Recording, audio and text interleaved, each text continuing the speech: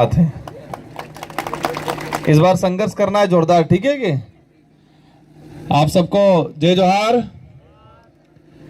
आज सलुम्बर विधानसभा उपचुनाव को लेके इस पांडाल में विराजमान हमारे बीच में बागीदोरा विधायक भाई जय कृष्ण जी पटेल, साथ ही आप सबके लाडले और आप सबकी आवाज बनकर जाने वाले जुझारू चंचल भाई जितेंद्र जी कटारा, जितेश कटारा, और साथ ही हमारे भीम आर्मी के जिला अध्यक्ष एससी समुदाय से आए हुए पदाधिकारी सालवी जी, और साथ ही ओबीसी समुदाय से आए हुए पदाधिकारी भाई दिग्विजय सिंह जी, हमारी पांडाल में बैठे हुए माताएं बहनें, बड़े बुजुर्ग, मेट कोटवाल। आज ये जो कार्यक्रम है, ये कार्यक्रम और 23 तारीख का आपका फैसला, ये जो एक वोट है वो अमूल्य है, वो आपके आने वाली पीढ़ी का भविष्य तय करेगा। ये चुनाव कोई छोटा मोटा चुनाव नहीं है, ये चुनाव सच्चाई और झूठ का फैसला करने वाला चुनाव है। हमारे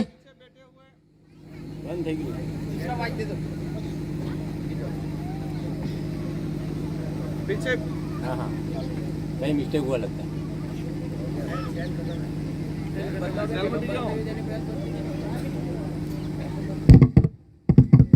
आपके वाला बज रहा है, मेरे हाँ ये बज रहा है। पीछे बैठे हुए काका बड़े बुजुर्ग विचार कर रहे होंगे, हर फरे आवे ही वोट आली आलीन थाकी जो उन्हें विचार करता है।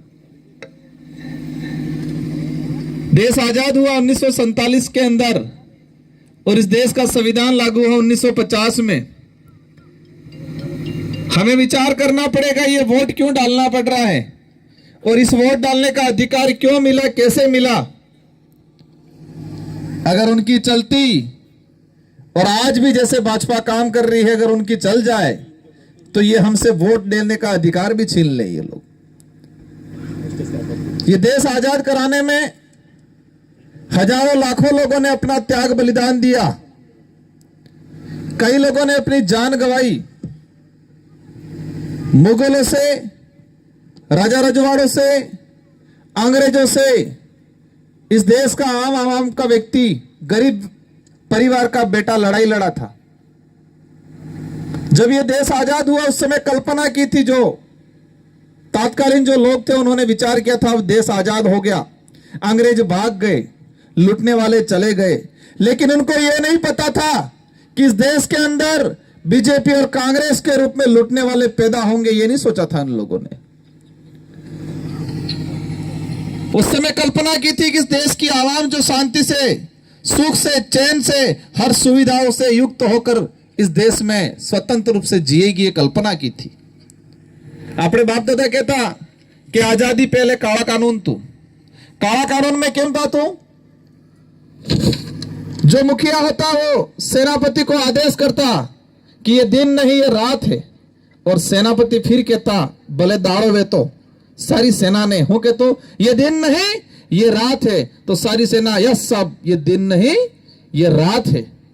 आज भी सलुम्बर विधानसभा में और 84 विधानसभा में और राजस्थान के पूरे इलाके में यही चल रहा है। भजनलाल जी कह रहे हैं ये दिन नहीं ये रात है, और सारे ये अधिकारी कह रहे हैं यस सर ये दिन नहीं रात है, और ये अधिकारी पुलिस वालों को कह रहे हैं ये दिन नहीं ये रात है, तो पुलिस वाले भी दौड़ रहे हैं और हमारे लोगों को परेशान कर रहे हैं।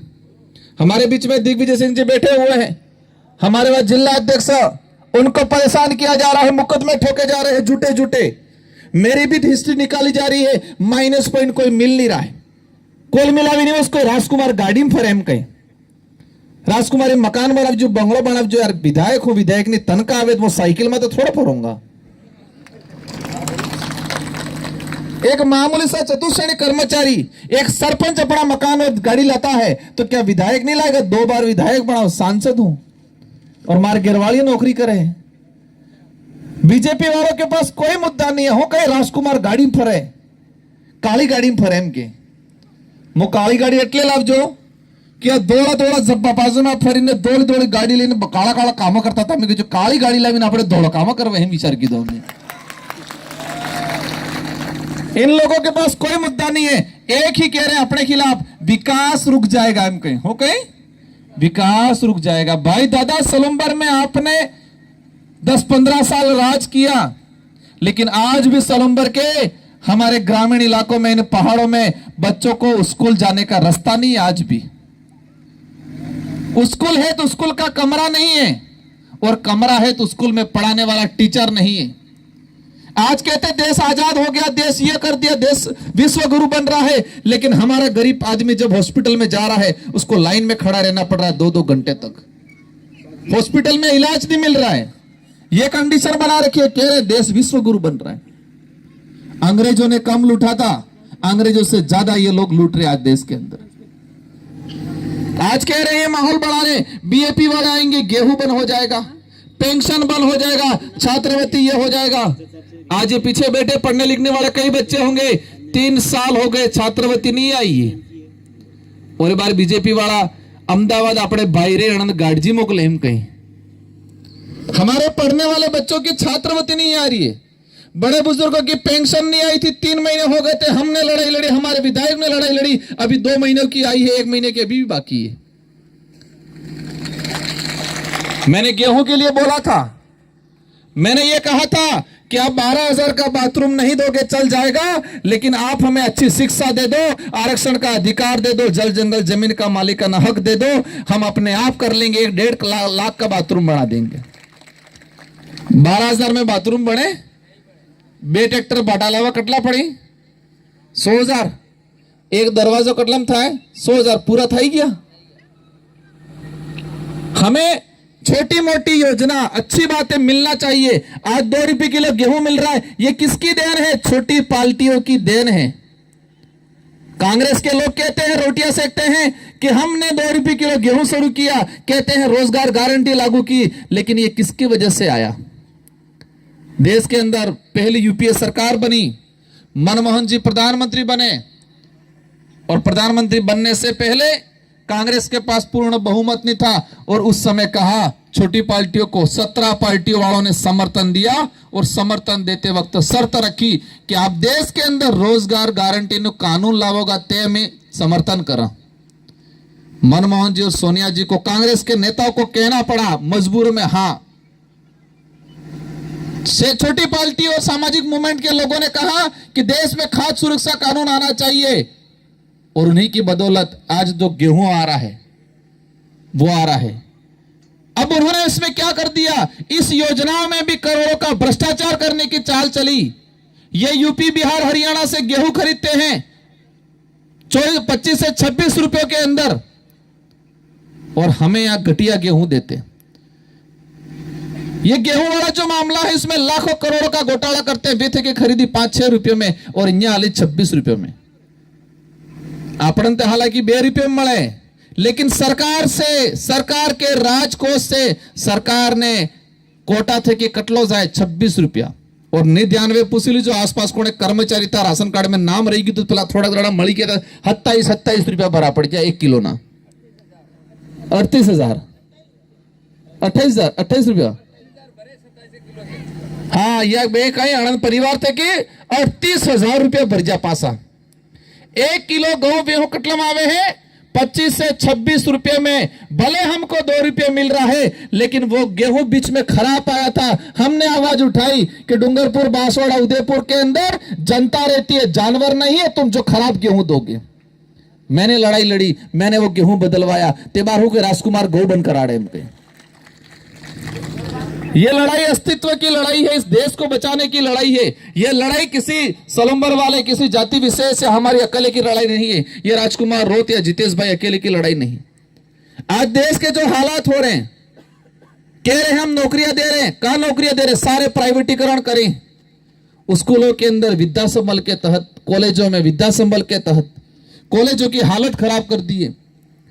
आज जो स्वास्थ्य सुविधाओं की हालत खराब कर दी है. रोडवेज पहले चलती थी 20, आज हो गई 10. पहले रोडवेज में दर्शने था, बार दर्शने थी नहीं था. ये कंडीशन बिठा रखी और कह रहे हैं देश को ग्रोथ पे ले जाएंगे। समय काफी हो चुका, बातें बहुत सारी हैं। कम समय में हम एक ही बात आपसे जानना चाहेंगे कि आपकी जिम्मेदारी है, ये अमूल्य वोट है, और इस अमूल्य वोट के साथ अपने पूरे परिवार का और अपने रिश्तेदार का सारा वोट जितेश भाई के नाम नहीं, जितेश भाई के साथ साथ आने वाली पीढ़ी के भविष्य के नाम आपको वोट करना है इस बार।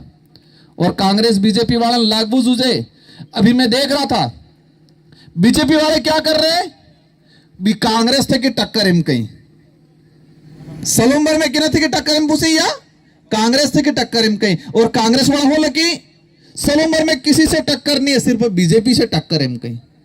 हमली लियो या बेजड़ा मरे ना अपने टक्कर करवाने कोशिश करे हैं, सब मरेला ही या।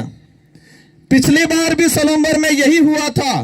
आम जनता को, बेचारे बड़े बुजुर्गों को यह गुमराह किया कि ये नए नए छोरे हैं, आनंद कई थावानो नहीं है, 10-15 हजार में निपटी जवाना है, तमे वोट वगाड़ो न की એટલે कांग्रेस में आल दीजो एम कहता पहल के फरे।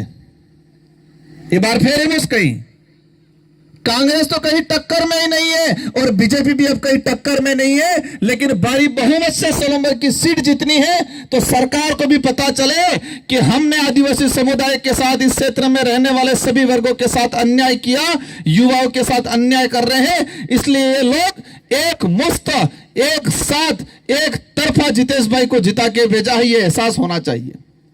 हमारी माताएं, बहनें, बेटी, आपने शांता देवी जी जय होकर हैं विजयन, वो भी अपने माता तुल्य हैं, अपन भी उनका सम्मान करते हैं। लेकिन वहां जाके तो हमारे स्कूलों की डिमांड रखनी है, वहां जाके तो हमारे सड़कों की डिमांड रखनी है, वहां जाके हमारे जल जंगल जमीन की डिमांड रखनी है, और वहां जाके तो हमारे जावर माइन चल रही है, उसमें हमारे यहाँ का बच्चों को नौकरी मिलनी चाहिए, ये लड़ाई लड़नी है। ये शांता देवी जी लड़ी सकेंगा? एक पहले फिर देवी कही रेशमा देवी जी लड़ी सकेंगे? आनंद क्या हुआ, गैर शांति थे कि बेवानो समय है तमन गैर बेवड़ावा ने जितेश भाई ने मोकला जयपुर।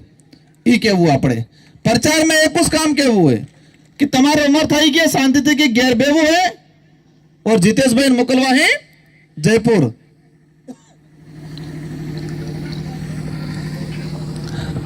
आज जिस तरीके से देश के अंदर, और हम देश की ही नहीं बात करें, हमारे उदयपुर संभाग की ही बात कर लें, टीएडी मंत्री बाबूलाल जी कह रहे हैं विकास करेंगे, विकास करेंगे।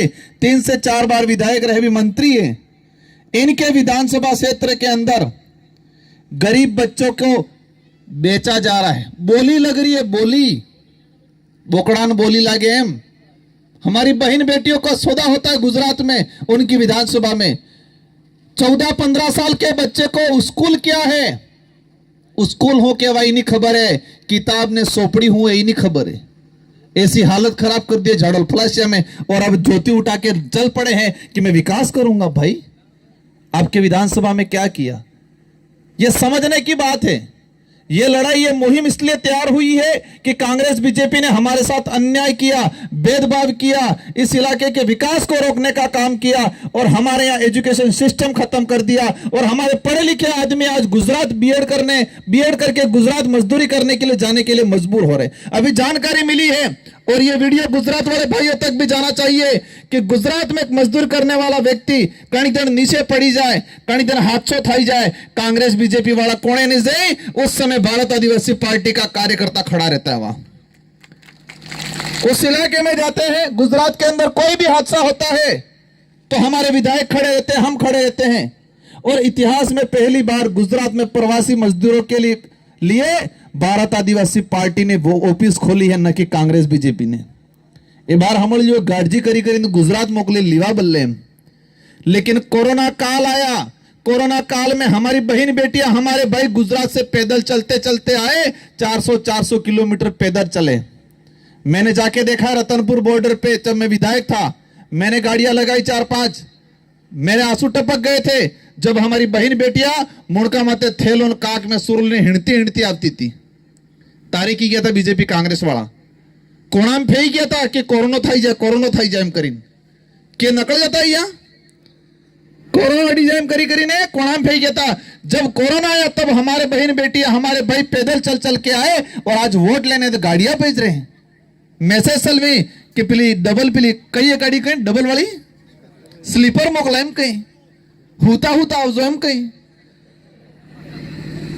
आना कई दी वो गाड़जी मोकले तो होता है आवजो ना मस्ती करता आवजो लेकिन यहाँ भी ने रगड़ो काढ़ी नाखो है कांग्रेस बीजेपी वाला ने क्या हुआ है